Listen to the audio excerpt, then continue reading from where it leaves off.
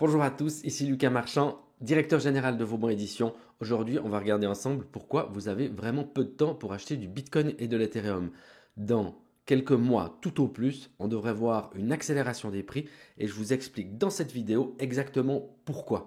On va commencer en parlant de l'ETF Bitcoin, qui a été la dernière actualité importante dans le monde de la crypto-monnaie. C'est une actualité qui a même fait parler d'elle dans les grands médias non spécialisés. Je vous ai mis ici un graphique des flux d'ETF Bitcoin. Il faut voir qu'il y a plusieurs ETF qui ont été lancés en même temps, le même jour. Et ce que les observateurs regardent de très près, c'est les flux entrants et les flux sortants. Et ce qui a fait un petit peu peur aux gens de la semaine dernière et il y a 2 semaines, c'est qu'on a eu des flux sortants. Et pourquoi on a eu des flux sortants? Parce qu'il y a un ETF, un des nouveaux ETF qui existait en fait sous une autre forme depuis longtemps qui s'appelle Grayscale, qui a pu enfin libérer les bitcoins qui étaient en quelque sorte prisonniers à l'intérieur. C'est aussi un ETF qui a des frais de gestion beaucoup plus élevés que ses concurrents, par exemple ses concurrents comme BlackRock. Et donc on a des flux d'un ETF à l'autre qui sont en train de se jouer comme ça. On a aussi des gens qui prennent des profits parce qu'ils étaient enfermés dans cet ETF Grayscale. Et donc on se demande si au final les ETF vont être un élément de flux sortant du Bitcoin ou un élément de flux entrant. Je pense personnellement que c'est une question à laquelle la réponse est évidente. Évidemment que l'arrivée de ces Bitcoin ETF aux États-Unis va créer une demande supplémentaire pour le Bitcoin. Et ce qui se passe avec l'ETF Grayscale qui se vide de ces Bitcoins au profit des autres ETF ou simplement au profit de prise de profit par les investisseurs, eh ben ça va être quelque chose qui est temporaire, ça ne va pas durer longtemps. Une fois que les grands mouvements du lancement des ETF auront été faits, c'est quelque chose qui va se résorber. Et là, je vous ai mis le graphique des flux des ETF Bitcoin. Et vous voyez bon, qu'il y a eu des flux entrants au début, puis ensuite on s'est retrouvé entre le 20 juin et le 20 janvier et le 28 janvier, on s'est retrouvé avec des moments où on avait des bitcoins qui sortaient en agrégat des ETF Bitcoin. Et on voit que depuis la semaine dernière, en fin de semaine dernière, on a eu de nouveau une accélération. Et on voit aussi que les flux sortants de Grayscale diminuent. Donc les grands mouvements sont en train de se faire, sont en train de se terminer.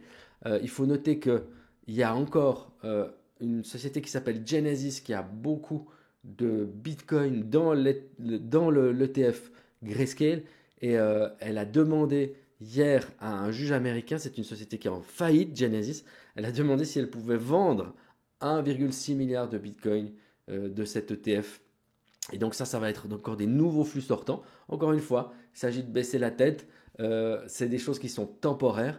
Je vous ai dit en début de vidéo qu'on a peu de temps, que vous avez peu de temps pour acheter, à mon avis, des crypto-monnaies pour pouvoir profiter du marché haussier qui arrive. Et bien tous ces éléments, tous ces vents contraires, comme les sorties de Grayscale, eh bien, ce sont des choses qui vous font gagner un petit peu de temps, qui donnent une pression baissière sur les prix et du coup vous avez un petit peu plus de temps pour rentrer, donc c'est en quelque sorte une bonne nouvelle pour ceux qui sont en retard. Si vous me suivez depuis longtemps, vous êtes probablement déjà placé. On regardera ensemble tout à l'heure quelle a été l'actualité des prix à long terme, en particulier sur Ethereum, et vous verrez que on a eu largement le temps de se placer. Il y a un autre vent contraire. Je vous ai parlé la semaine dernière de Jérôme Powell et de la Fed, du fait que il y avait une suspicion qu'on ait une première baisse de taux de la Fed en mars. Il a plutôt refroidi cette attente auprès des investisseurs et on a eu des nouvelles métriques qui sont sorties dans les médias que le gouvernement américain a publiées. On a des chiffres de l'emploi américain qui sont extrêmement positifs. Là, le tir, c'est encore un rapport incroyablement bon qui montre que l'économie américaine est en train de boomer. Et donc ça veut dire quoi ça? Ça veut dire que malgré l'inflation, malgré toutes les difficultés, l'économie américaine, elle tient hyper bien. Et ça veut dire quoi? Ça veut dire qu'on n'a pas besoin tout de suite de baisser les taux et que Jérôme Powell a d'autant plus de munitions et d'arguments pour dire attendez, je ne vais pas baisser les taux tout de suite. Regardez, l'économie américaine va bien. En plus, l'emploi va bien. Et puis on vient de voir qu'il y a des augmentations de prix au niveau des services. Là, je vous mets un nouveau titre de presse qui dit que l'indicateur des services PMI, des ISM, sont en hausse et que c'est un plus haut depuis plusieurs mois. Et donc, on a encore là un signe de la robustesse de l'économie américaine, de la robustesse des prix. La bataille contre l'inflation est probablement déjà gagnée. Et au final, Jérôme Powell, il le sait déjà sûrement. Mais il veut prolonger ce resserrement monétaire. Il veut prolonger ses taux élevés le plus longtemps possible. Et seulement ouvrir la trappe à liquidité le plus tard possible. Mais ce n'est pas une question de savoir si ça va arriver. Ça va de toute façon arriver. Et là encore, vous êtes face à un gain de temps. Vous n'avez pas beaucoup de temps pour entrer sur ce marché des crypto-monnaies. Et chaque nouvelle de ce genre-là vous fait gagner un petit bonus. Mais à tout moment, ça peut partir à la hausse. D'ailleurs, c'est déjà le cas depuis bientôt depuis plus d'un an. Et on verra ensemble qu'il y a une accélération qui est en train de potentiellement d'arriver et que donc le temps presse. Dans les nouvelles qui vont à l'inverse de ce que je vous ai dit sur Powell, on a la Chine qui a tendance à être un indicateur avancé de l'économie mondiale. Eh bien, eux, ils sont en difficulté. Leur bourse, elle s'est effondrée hier. Elle rebondit un petit peu aujourd'hui. On a le gouvernement chinois qui va injecter de la liquidité. Là, je vous ai mis encore un titre de presse qui dit que la Banque centrale chinoise annonce des facilités pour booster la croissance en Chine. Et donc, aujourd'hui, le président Xi va parler directement pour essayer de remonter le moral des investisseurs, pour faire redresser cette bourse et ce monde financier chinois qui se porte mal. Mais ça veut dire que la situation de Xi, c'est pas la même que celle de Powell. Donc Xi, il est déjà en train d'injecter de la liquidité, ce qui est un boost pour les actifs à risque, qui est un boost en particulier pour la tech et les crypto-monnaies. Jérôme Powell, lui, il a encore un peu de temps, mais il va y arriver. Même chose pour la Banque centrale européenne qui temporise, mais qui va forcément y arriver tôt ou tard. En termes de bonnes nouvelles pour l'univers des crypto-monnaies, il ne faut vraiment pas oublier, je vous ai parlé de ces ETF, de l'importance qu'ils ont pour vraiment l'écosystème, l'industrie de la crypto. Là, on a une autre nouvelle, GoDaddy, qui est un des fournisseurs les plus importants de noms de domaine Internet, s'est associé à ENS, Ethereum Name Services, qui est une sorte d'équivalent dans la blockchain Ethereum d'adresses sur lesquelles qu'on peut réserver. Par exemple, on pourrait mettre lucasmarchand.et et ce serait .eth donc dans la blockchain Ethereum et ce serait mon adresse sur Ethereum. Et donc maintenant, dans la plateforme GoDaddy, qui est la plus grande plateforme de nom de domaine classique Internet, vous pouvez lier votre adresse ENS Ethereum à votre nom de domaine. Et donc ça, c'est encore un exemple que malgré les vents contraires, on a des mouvements de fond avec ces ETF, avec l'adoption par des géants d'Internet de technologies blockchain, de technologies en lien avec Bitcoin, en lien avec Ethereum, etc. Et donc ça, c'est un mouvement qui est, je pense, inarrêtable, qui va ne faire que s'accélérer. Et donc, vous devez être conscient de ça, c'est quand vous investissez dans les crypto-monnaies, parce que vous devez vous demander quelle est la taille de ce marché, quelle est la vitesse à laquelle ça avance. Et je pense que vous avez de moins en moins le temps parce que les signes évidents comme ce titre que je viens de vous montrer, comme cette nouvelle sur GoDaddy et ENS, on va les accumuler de plus en plus vite. Solana, ils ont sorti un portable, ça c'est très intéressant. Ils ont sorti un portable blockchain-compatible il y a, je sais plus, il y a plusieurs mois déjà. Et ce portable c'est très mal vendu. Ils ont sorti une nouvelle version il y a 2 ou 3 semaines. Et en revanche, ce portable-là, la version 2 du portable Solana, elle s'est déjà vendue à 60 000 exemplaires. Et en fait, ça veut dire quoi? Ça veut dire que les investisseurs sont de nouveau là. Les aficionados de la crypto, de la blockchain sont de nouveau au rendez-vous pour accélérer ce mouvement d'adoption qui est inévitable. Et donc, c'est encore quelque chose. Si vous parlez du téléphone portable Solana à votre voisine, elle ne saura probablement pas ce que c'est. Donc c'est quelque chose qui bouillonne dans l'univers des crypto-monnaies. Tout le monde est au courant de ça dans l'univers crypto. Mais en dehors, c'est encore un petit peu secret. Donc c'est pour ça qu'on n'a pas cette accélération des prix tout de suite, immédiatement. Mais dans la réalité, les choses sont en train de se passer. Et donc, on a un mouvement haussier qui devrait arriver tôt ou tard en fonction de ce que moi j'appelle peut-être la tempête parfaite. Donc je vous présente le tweet, je m'auto-cite aujourd'hui, je vous présente le tweet que j'ai partagé la semaine dernière. Et j'ai écrit: une tempête parfaite se prépare-t-elle entre mars et mai?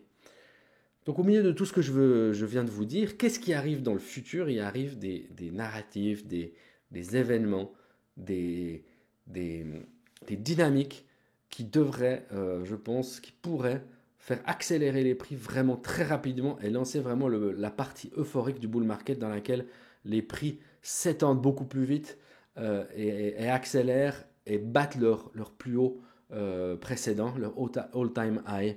Donc à peu près 65 000 pour le Bitcoin et 4 500 pour l'Ethereum. Donc on a entre mars et mai le halving du Bitcoin.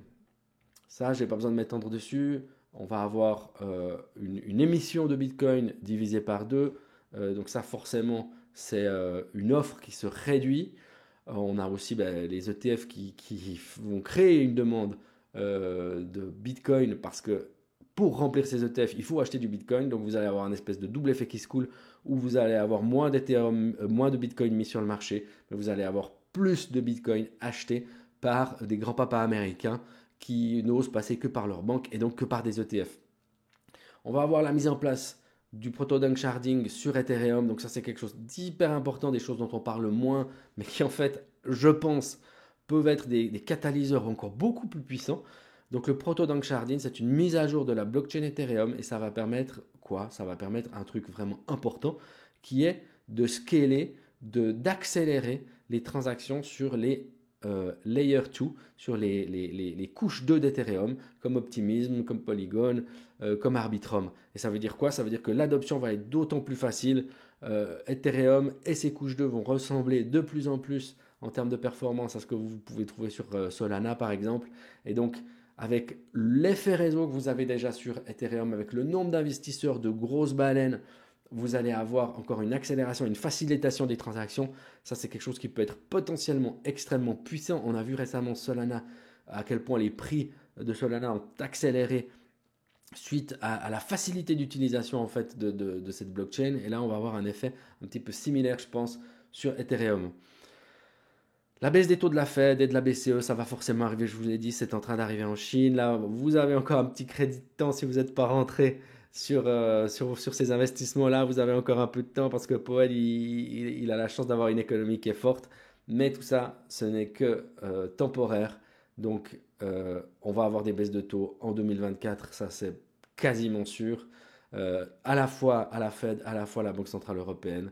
Et on va avoir quelque chose aussi dont peu de monde parle, c'est l'ETF Spot Ethereum.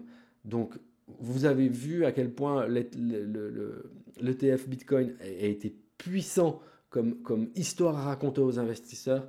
L'ETF Ethereum, sur une capitalisation d'Ethereum qui est beaucoup plus faible que celle du Bitcoin, on va avoir un effet probablement similaire. D'ailleurs, on a eu vraiment une poussée du prix d'Ethereum suite à la validation de l'ETF Bitcoin.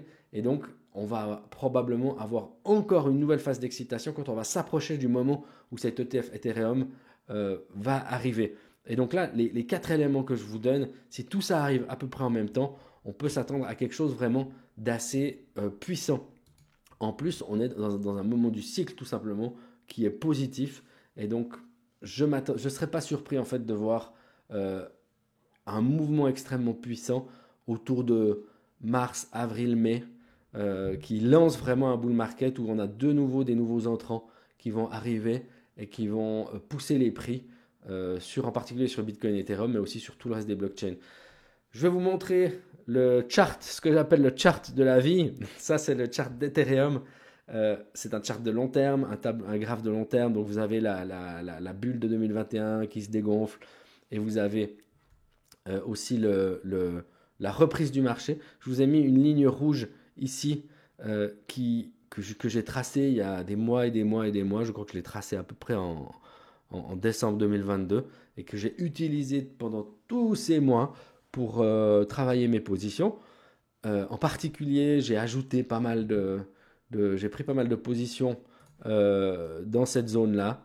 C'est pas des zones, je vous montre pas quelque chose de secret là ou d'incroyable. C'est des zones qui font relativement consensus. C'est un chart très simple. Moi, je reste toujours très simple avec ces entre guillemets analyses techniques. J'aime pas trop ce terme. C'est plutôt un support pour comprendre comment évoluent les prix. Et donc là, vous avez vraiment ce dessin, cette dynamique de prix où vous voyez qu'on fait des vagues haussières avec des plus bas de plus en plus haut et des plus hauts de plus en plus haut. Et donc ça veut dire qu'on est déjà maintenant dans le bull market. Et ça, c'est vraiment hyper important de le comprendre. Et c'est pour ça que je vous dis que vous avez peu de temps. Parce que le meilleur endroit pour vous positionner, c'était évidemment ici. Et là, vous voyez déjà que vous avez une accélération du prix, une tentative d'Ethereum de vraiment pousser là. Ici, vous avez la tentative en fait de percer du prix d'Ethereum qui était due à cet ETF Bitcoin où on a commencé à anticiper l'ETF Ethereum. Et donc, vous savez que vous avez là une dynamique dans laquelle à tout moment, le prix peut accélérer de façon exponentielle.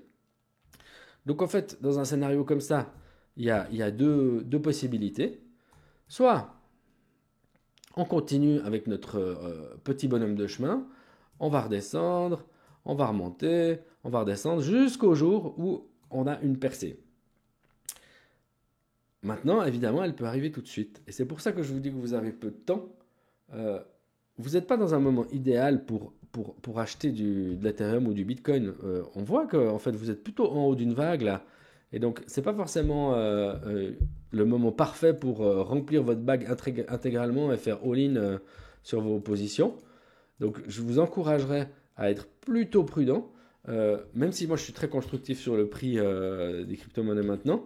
Il n'y a que vous qui savez en fait à quelle vitesse vous voulez investir et comment vous voulez le faire. Je vous indique juste que les dynamiques peuvent être différentes selon les phases de marché et que là, on peut avoir quelque chose qui part à la hausse très vite ou quelque chose qui continue à faire ses vagues et vous serez évidemment beaucoup plus content d'acheter au bas des vagues que d'acheter en haut des vagues. Mais vous n'avez aucune garantie. C'est pour ça que c'est important d'être régulier dans ses investissements, de se placer à des moments clés. Je pense que là, on a eu, on a eu 1 an et demi en fait pour se positionner sur ces valeurs-là. Donc le marché ne va pas vous donner encore 2 ans pour le faire, je pense. Donc je pense que meilleur des cas, vous avez encore 1 an. Pire des cas, dans une semaine ou deux, ça part. Donc voilà, sachant ça, c'est vraiment à vous de savoir ce que vous voulez faire avec votre stratégie. Je pense que les éléments que j'ai donnés là, ils sont relativement clairs et ils indiquent assez clairement que vous avez un espèce de countdown avant que ce bull market soit vraiment réalisé par les participants et qu'on ait une accélération des prix. Pour l'instant, on a un petit marché haussier très papy comme ça, qui est parfait pour construire des positions. Mais une fois que ça part, après c'est très difficile d'oser rentrer quand on est sur des all-time high ou proche de all-time high. Donc c'était ça mon message du jour, c'est que vous n'avez pas envie d'être vraiment mis sur le côté au moment où les prix partent très vite. Et c'est le genre de scénario aussi où on peut risquer de rentrer sur des plus hauts. Donc maintenant, je vous ai donné des éléments très concrets, très factuels qui vous permettent de comprendre comment les prix sont en train de se construire et que vous êtes dans une zone maintenant plutôt positive pour construire des positions. C'était mon message du jour. J'espère que ça vous aura intéressé. Je vous remercie de m'avoir écouté. Je vais m'arrêter là. Je vais vous dire à très bientôt et je vous donnerai des nouvelles très prochainement.